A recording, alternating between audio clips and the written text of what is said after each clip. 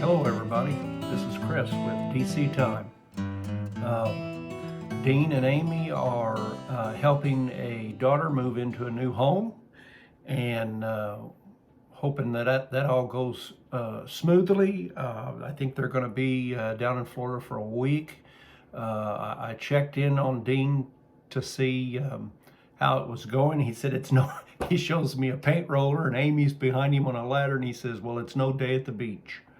So he's helping his daughter, and they're in the process of painting and getting some things the way the daughter wants the house to be. And they'll be back real soon. And so I'm praying for a safe return from Florida for Dean and Amy. So that's why you have just me today. I've been looking at two articles from the Bible Student's Notebook.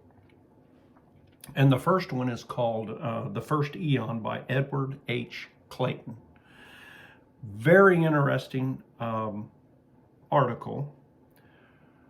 I've read it a number of times.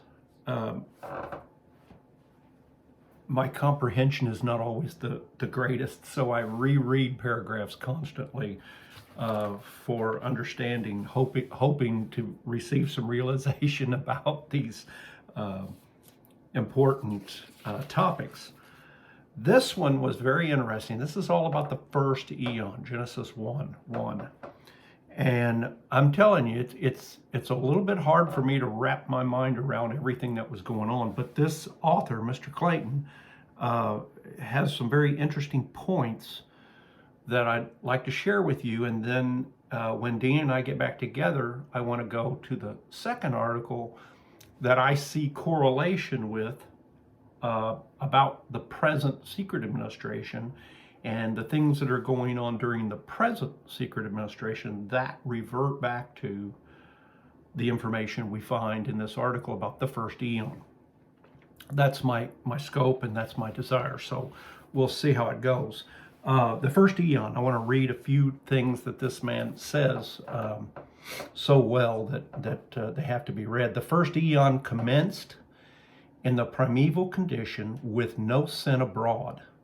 This is not the case for any other eon, not even the final or fifth eon, though its effects will definitely be contained. So we see in the first eon that we do not have sin abroad, and that's different than any other eon. The next point this man makes is talking about the darkness. He talks about he made the heavens, plural, and the earth. And in the heavens, we know there exists darkness. We know stars illuminate that darkness. But he talks about the darkness in one place. He talks about it being a jurisdiction. And of course, when we think of the word, or when I think of the word jurisdiction, I'm taken immediately back to Ephesians 2:2, in which once you walked in accord with the eon of this world, in accord with the chief of the jurisdiction of the air, the spirit now operating in sons of stubbornness. So when I hear that word jurisdiction, it takes me right to this verse here, in which we understand that Satan has jurisdiction over the air in the present time. So darkness had its jurisdiction all the way back in the first eon. In this way, do we come to discern that darkness is an intruder arising in the first eon in the economy of the earth, and from its appearance, it actually kept back some measure of the original glory. So in keeping back some measure of the original glory, to me, that's that darkness that is hiding in some way or holding back the glory of light or truth. Further down, he says, understood within the revelation of the scriptures, the darkness of night serves as an indication of the effect of a contrary will in the universe. And the record by darkness continues until the adversary is restrained from any further function within the eons. That's interesting.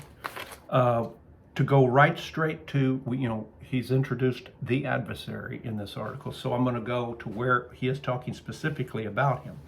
The bringing forth into creation of that one who was to fill the office of adversary. This has a footnote. God is the creator of all, including evil. We know that from Isaiah 45:7. God created Satan as the adversary. This is Isaiah 54:16.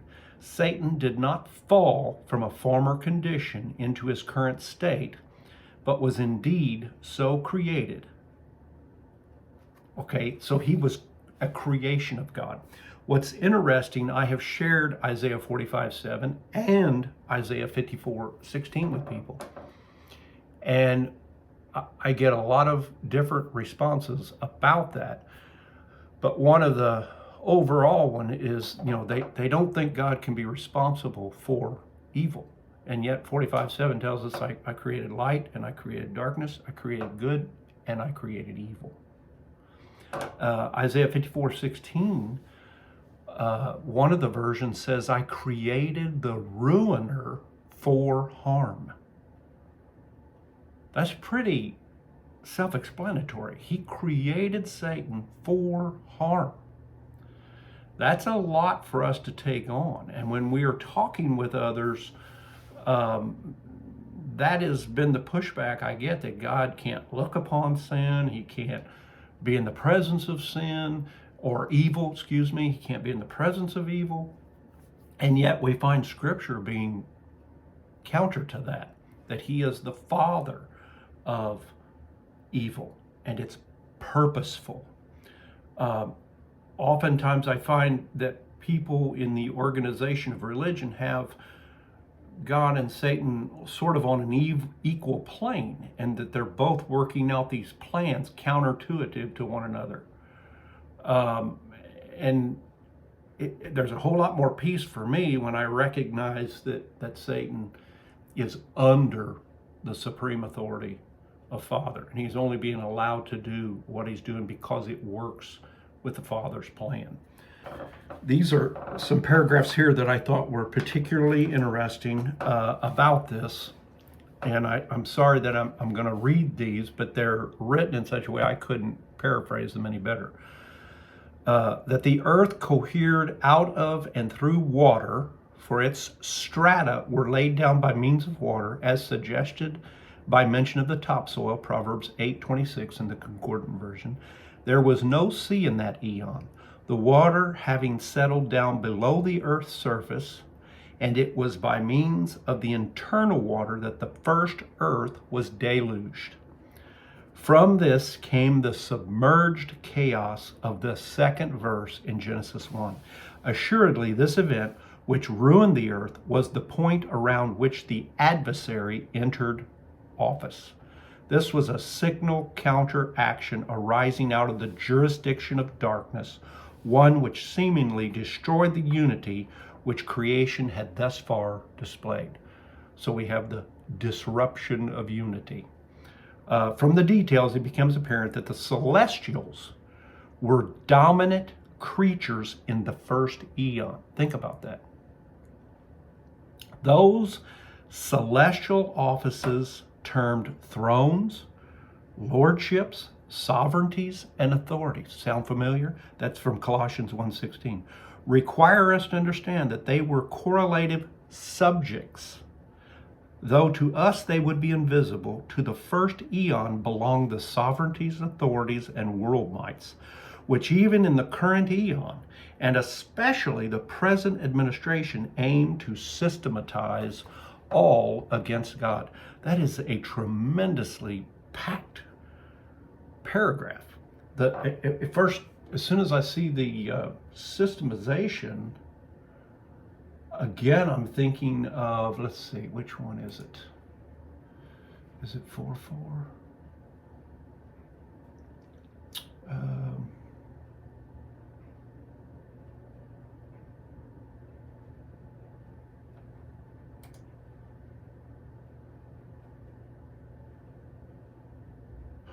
Where's it at?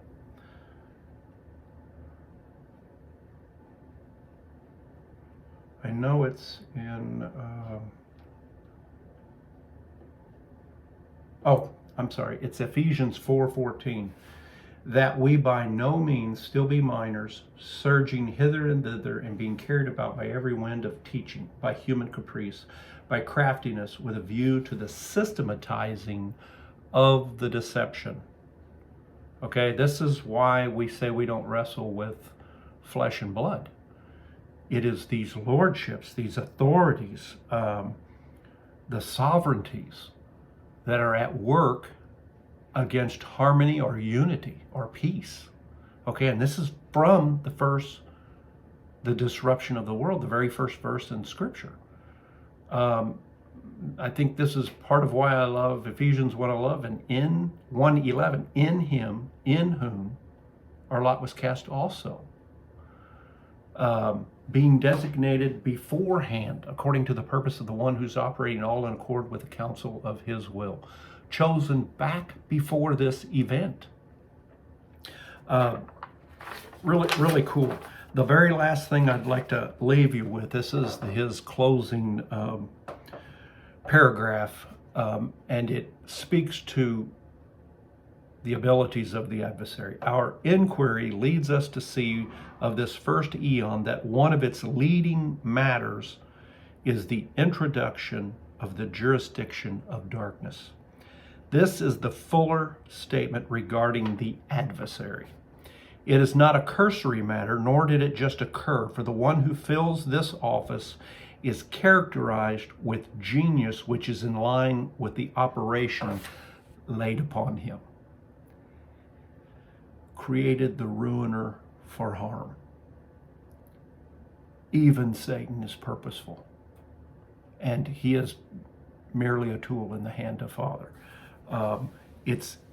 At times it's difficult to comprehend such a thing, and then at other times it is of great peace to understand that Father is operating all in accord with the counsel of his will. Okay?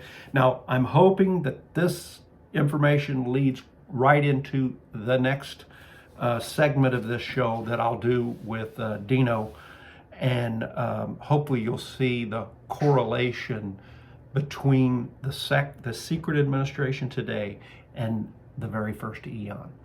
I hope you all have a blessed week. Take care of yourselves, and we'll see you again real soon. Thank you. Hello, DC Time family. That was excellent, Chris. I just got done watching the video you sent me. Beautiful. I'll get it up there. Yeah, happy to report we had a good week here in Florida, just wrapping things up. A big move for my daughter. This week's been it's a special week. It's been a tough week. A lot to do with the move, of course. There was a lot to do to get the home move-in ready. So as we were all doing that and working towards our goal of getting her moved in, is like, well, what do we have to do? What do we want to do? What has to be done? What do we want done? Everything we wanted done is not able to get done. So, like the title I just put on here, something's got to give. Something's got to give. What are we going to do? What are we going to accomplish? This is going to be a special week to look back upon. We did accomplish a lot.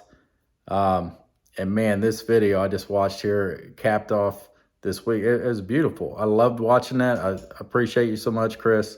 Thanks for doing that. Can't wait to get back and get together to continue this on. What is so cool about, so much of what Chris just presented for us there, what I like so much is the sovereignty message, that we have a creator, our Father, to where his plans, there's nothing's got to give. He knows exactly what he's doing. And even with the frustration of the times that we live in, the hurt and the pain, the suffering, the evil that we are surrounded in, we're in darkness.